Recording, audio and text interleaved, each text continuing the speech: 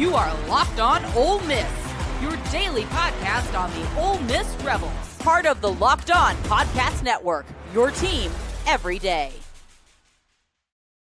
Ole Miss stays unbelievably hot, and they took down the LSU Tigers, honestly, really well in the second half en route to a dominating win to start SEC play 3-0. Hello, I am Stephen Willis, host of the Locked On Ole Miss podcast. This is an instant overreaction for basketball. This is a new thing we're doing, and we'll see exactly how it goes in the near future and what's going on. We're going to talk about football recruiting a little bit as well. We're going to take that opportunity as part of the live stream tonight. But we will first start out with Ole Miss taking down LSU 77-65. Listen, for the third straight game in the SEC play, Ole Miss started the game slow. I think there were 2 points ahead against Georgia. It was a tie game against Arkansas. And I think it was either a tie game or almost 2 points ahead against LSU. In the second half of the game, Ole Miss outright dominated the proceedings. There's no way that anybody can look at what happened in any other way than Ole Miss dominated LSU. Now, Ole Miss should have dominated LSU, but Ole Miss did what they were supposed to do. And quietly, Malik Dia is becoming a force on this basketball team.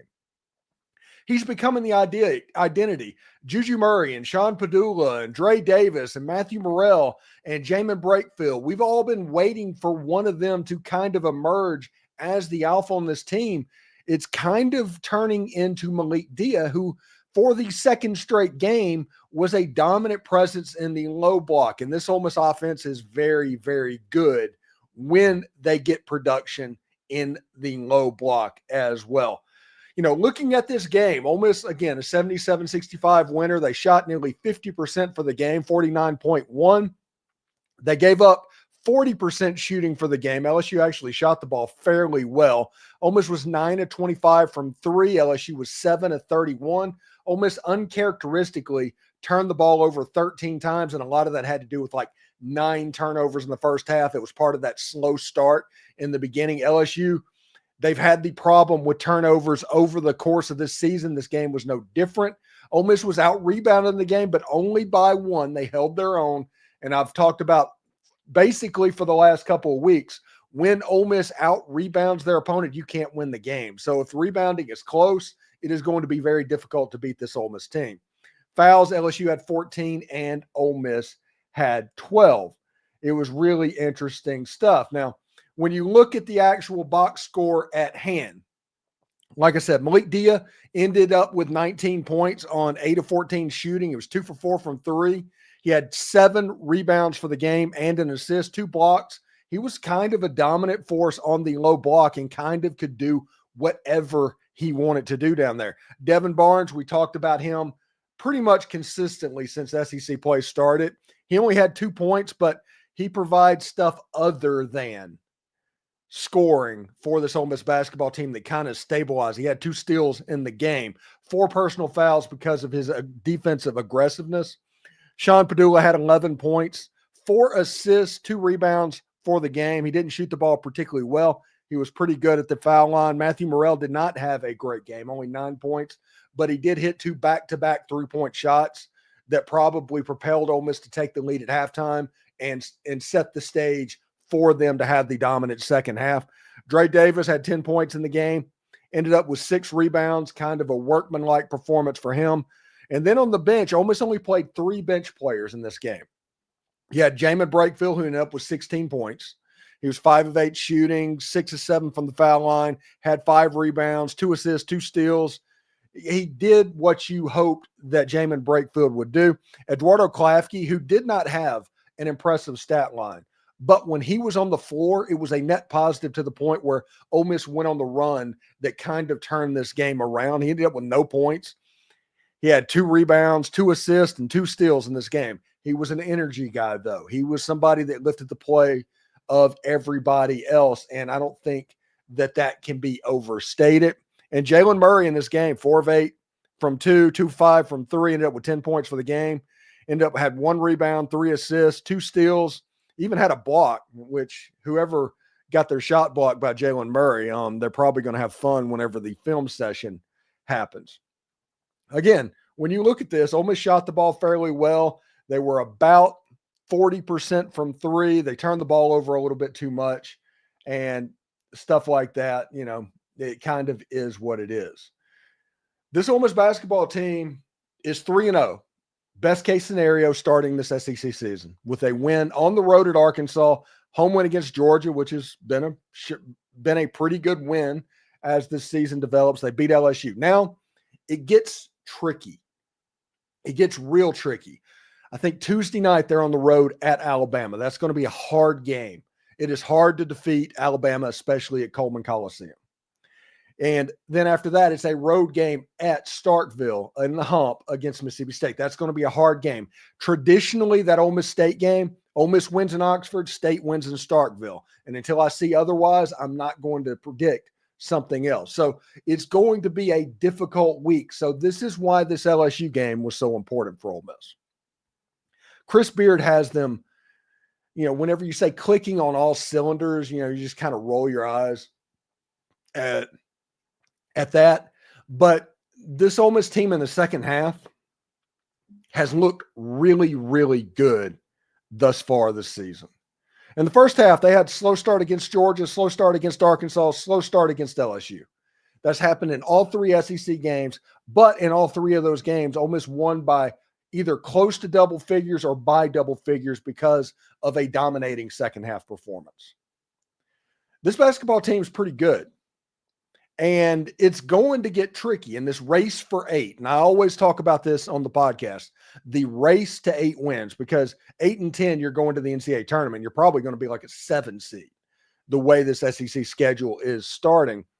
But Ole Miss having 3 wins, they need 5 wins out of the last 15 games to get to that 8-win point. That is the reason the start was so important, because Ole Miss has 2 games against Auburn. Now, this isn't the Auburn team right now that Janai Broome is sitting out. They're not going to be quite the threat that they were, but Auburn's still good. They're still Auburn. Alabama, you play them. They shoot threes like absolute crazy. Difficult to beat Alabama. You have games against Florida, against Tennessee as well as 2 games against Mississippi State. The race to 8 is real. There's a real world situation to where you lose 80% of those games. I mean, it's just the way it is. It's unfortunate, but Ole Miss has a chance to make their way forward.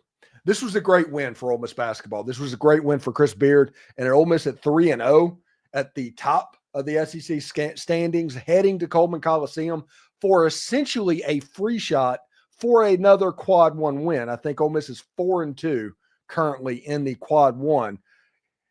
I think that matches what they were in 2023, 2024 last season.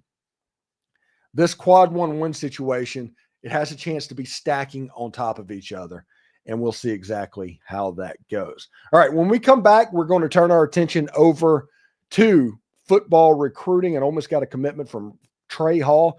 They had a run on commitments at the end of this week. We'll talk about that for a little bit. And in the third segment, we'll take your comments of whatever you want to talk about. So tune in for that, and thank you for what's going on. Stick around. This is a message from our sponsor, Intuit TurboTax. Are you tired of endless waiting, wondering and worrying about your taxes? Now that's a thing of the past. You see, taxes don't need to be complicated or stressful. TurboTax is here to change the game by matching you with a TurboTax expert who can get to work on your return right away.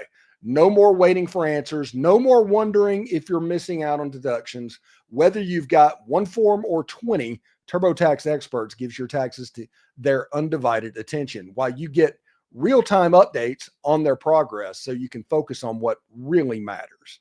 You won't even have to lift a finger, but you'll get that peace of mind knowing your taxes are being handled by the pros. Ready for stress-free taxes and the most money back guaranteed?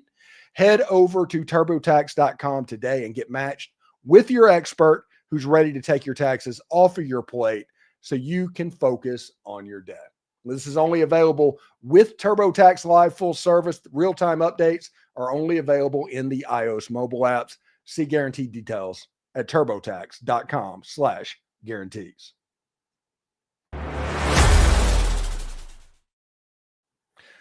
All right. So let's turn our attention real quick to football recruiting because it's been an eventful week after the last Locked On Ole Miss podcast in football recruiting, culminating with a commitment from JUCO Trey Hall today.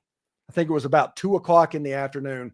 Trey Hall committed, and he signed way back when, like during early signing day. And Ole Miss was able to keep that quiet because they wanted to see who they could get in the early signing day period.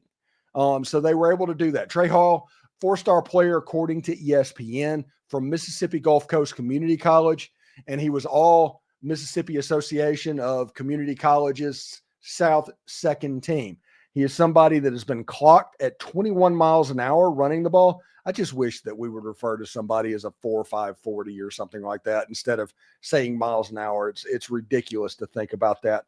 But he's a really good player, and he fills a need for Ole Miss. He's number 5, and as a junior college player right now, and after the Diego Pavia lawsuit, there's a chance you just got somebody with 4 years of eligibility that can sit there and line up and develop in your program and kind of be that guy. He's from Warren Central High School in Vicksburg, Mississippi. That's where my mom's from.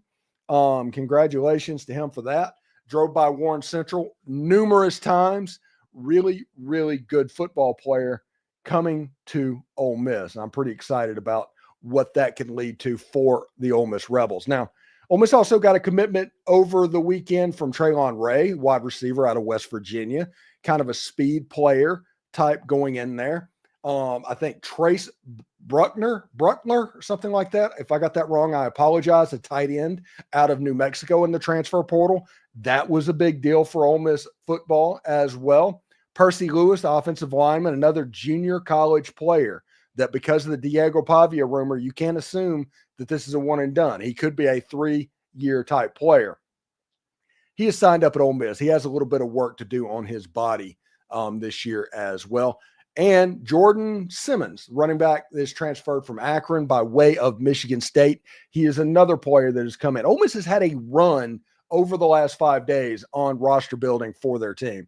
And, props for them getting that done. I like the way this looks. Remember, the way it sits right now in the transfer portal, there's not a Walter Nolan. There's not a Princely Amon Mielon. There's not a Trey Amos. There's not even a Chris Paul in the portal at this moment. Those guys are getting re-signed by their schools.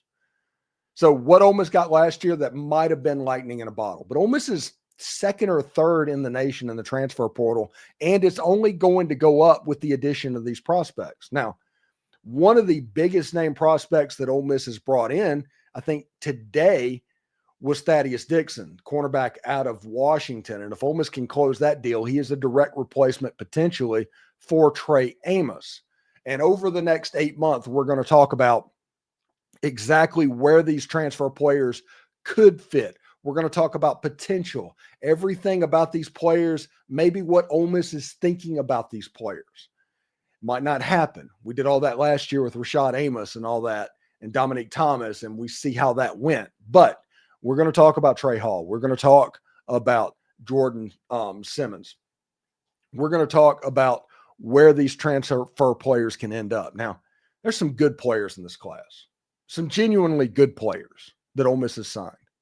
I mean, you have Prince Willamon Mielon, who's one of the highest graded transfer portal players out there, an edge type player. We all saw what Princely did a year ago. He is somebody that is probably going to alternate with Suntarine Perkins at that edge position. So we'll see exactly how that looks as the season gets closer. And you have Deshaun Womack, who was a 5-star player out of high school. And that is the theme that you're seeing in this transfer portal window. It is players that were rated very highly out of high school and for whatever reason did not make an impact where they are. A lot of times that has to do with this notion because of recruiting rankings and where they sit on the rankings. Obviously, the fans look at it as like there's only one type of football player. And honestly, that couldn't be further from the truth. A player that is a big-time player in Pete Golding's defense will not do very well in Kirby's defense. He just won't. The way it's set up. Now, will they? A 5-star player? Yes, there's multiple systems that you can be good in. But a 3-star player, we've all seen the NFL draft about the 3-star players like J.J. Watt kind of blows up. Well, it's because they're really good in one system, but they might not fit in every single system. But if that player can find what is a good fit for them, they have a chance to be really good. So we'll see how that looks going through spring practice and heading into fall camp this year. I'm pretty excited about football recruiting as a whole. Now, when we come back, we're going to take your comments. Remember, if you comment, please put where you're commenting from and your name. I do want to notice that and call that out on this show as well. This is the instant overreaction. Stick around. You know, from big upsets to game-winning drives, the NFL playoffs are better with FanDuel because right now new customers can bet $5 and get $200 in bonus bets guaranteed. That's $200 in bonus bets, win or lose. FanDuel gives you so much you need and everything you need for live bets, same game parlays, and so much more. Go online and find out if the line going against LSU, I think Ole Miss was a 10.5-point favorite, so they covered the spread barely by 1.5 or so to go 3-0 this season. Just visit FanDuel.com to join today and get started with $200 in bonus bets, win or lose. That's FanDuel.com. Make this playoff season unforgettable with FanDuel and its official sportsbook partner of the NFL.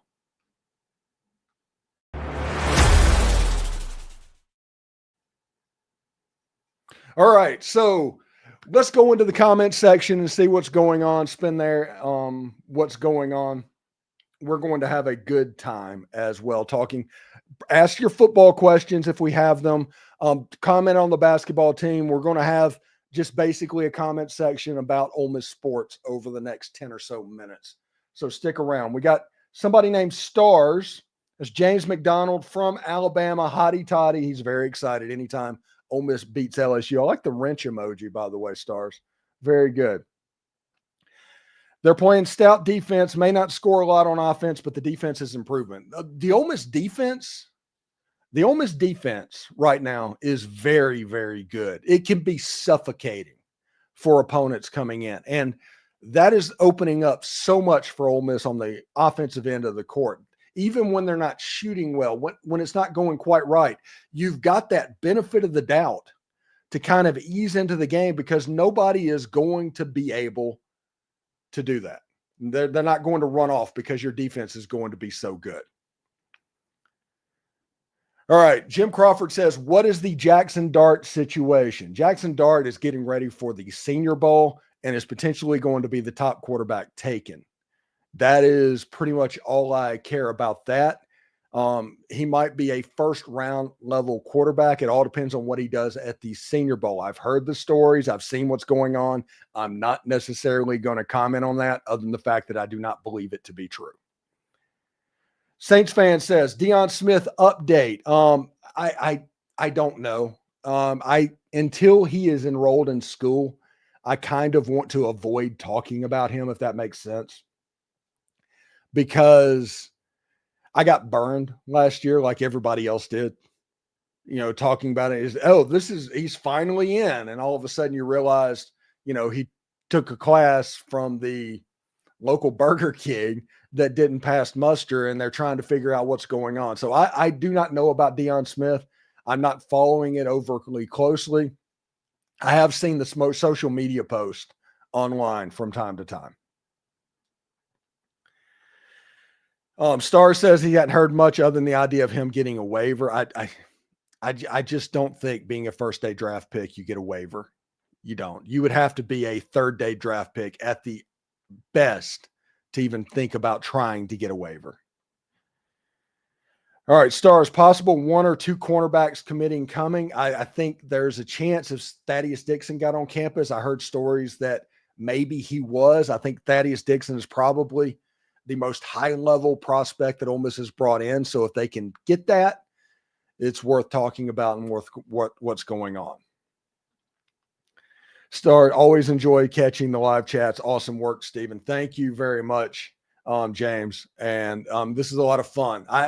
That's one of the reasons that I wanted to do instant overreactions for basketball this year.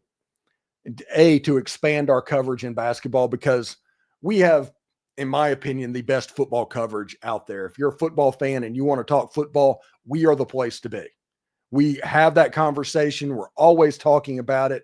It's just the way it works. There's going to be football in every single show. If football is what you enjoy, we are the place to be. Basketball, we're fans. We enjoy it. We do not have the knowledge base that we have in football.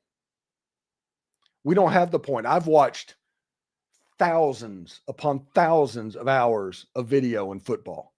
I've sat in with meetings with Monty Kiffin and Alex Gibbs and all of it.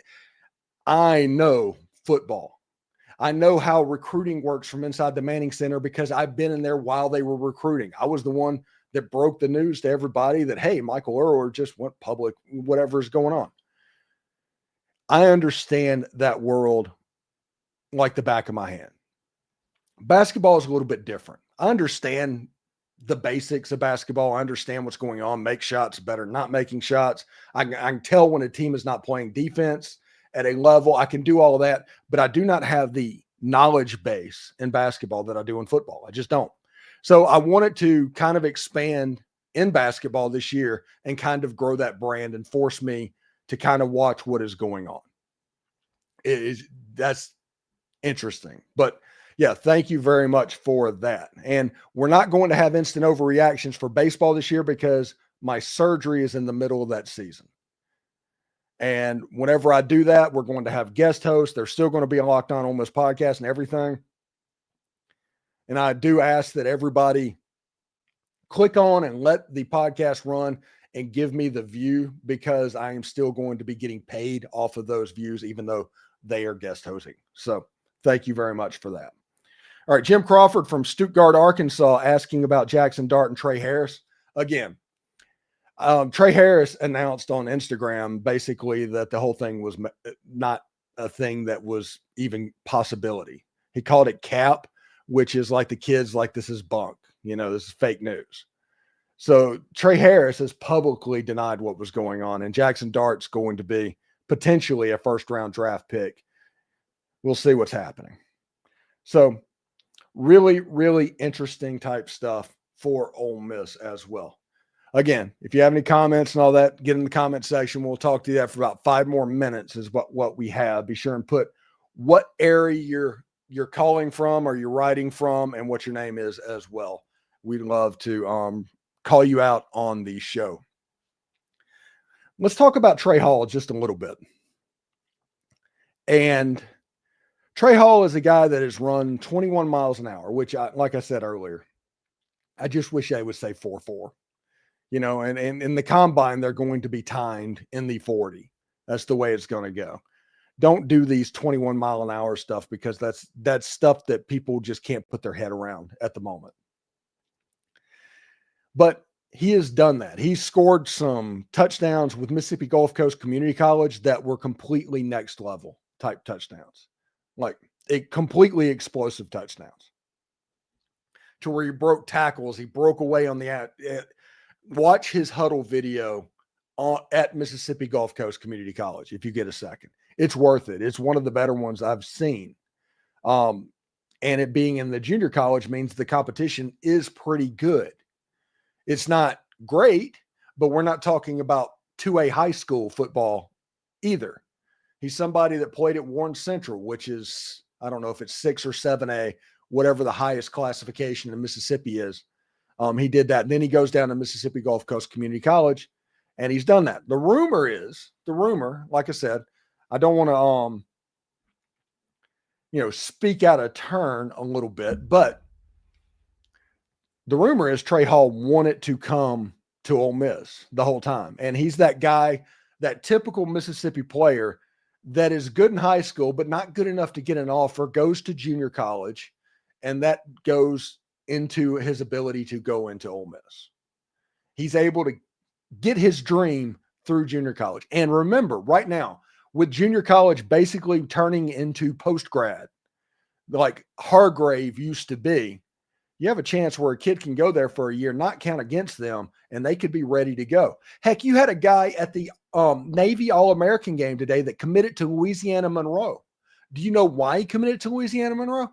He said it. He wants to go there, put up yards as a freshman, and then work like Ahmad Hardy to find his next stop in NIL locations. College football is changing. College football is wild, man. It is absolutely nuts. So we'll see exactly how it goes. They have a lot of good recruits come from the Mississippi coast. Yes, that is one of the football factories in the state of Mississippi. And it's been that way for a very long time, to where Mississippi Gulf Coast has kind of been a football factory. East Mississippi has kind of been a football factory.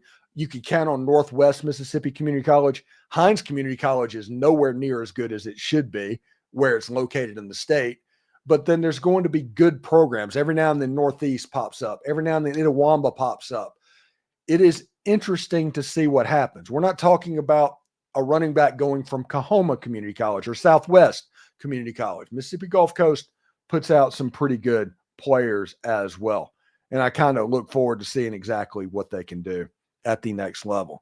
The running back room at Ole Miss right now, I think you got a presumptuous starter in Logan Diggs. I think he flashed enough in the Gator Bowl where he's probably going to get the first look. I think you have a situation to where you have Shakai Mills-Knight, who was the starter and by far the best running back in the Navy All-American game. And he was a monster looking at 220 pounds. I think he's going to play a little bit next year. You have Kewan Lacey, who the staff has recruited for multiple years in high school. He was kind of deemed as the guy, and he ended up going to Missouri for a year. Ole Miss was able to land him. And then you have Trey Hall. Then you have Jordan Simmons. And then you have Dominic Thomas. And it could be a situation that Dominic Thomas, who had to play football last year a good bit, ends up being the sixth string running back. If that can happen, it's best case scenario. I think this running back room has actually gotten a little bit better than it was a year ago. So AJ Gardner says, sound like we have speed to burn with Lacey and Hall. Lacey sounds like an athletic freak. Yeah, he is something else. Check out Kewan Lacey's huddle highlights as well whenever he was in high school. Pretty good. Mark Walsh says, I'm okay not having Harris back. He gets hurt too much. Hey, he's the best wide receiver in college football, but yes, he did have a problem with injuries, but so did DK Metcalf, if you think about that. DK Metcalf only played in like 15 games in his Ole Miss career. And Star says, I'm kind of excited about Caleb Odom. And I've talked about this so much on my show, to where Caleb Odom playing wide receiver, and that's what he's going to do at 230 pounds. He's going to start out at wide receiver, but he's going to learn how to play tight end as well.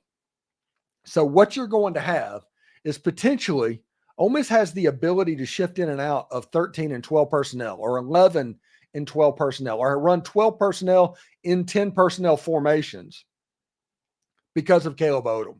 He is the Brock Bowers type Swiss Army knife this offense has needed to allow this team to switch in and out of personnel groupings without substituting, and doing them at tempo is going to make the run game better. It's going to make the pass game better. And when you have a quarterback potentially as cerebral as Austin Simmons, you have a chance to do something pretty special. Pretty special. All right, Mark Walsh says, keep up the great work, Stephen. I really do appreciate it. Hey, this is so much fun. I don't think anybody realizes how much fun this is.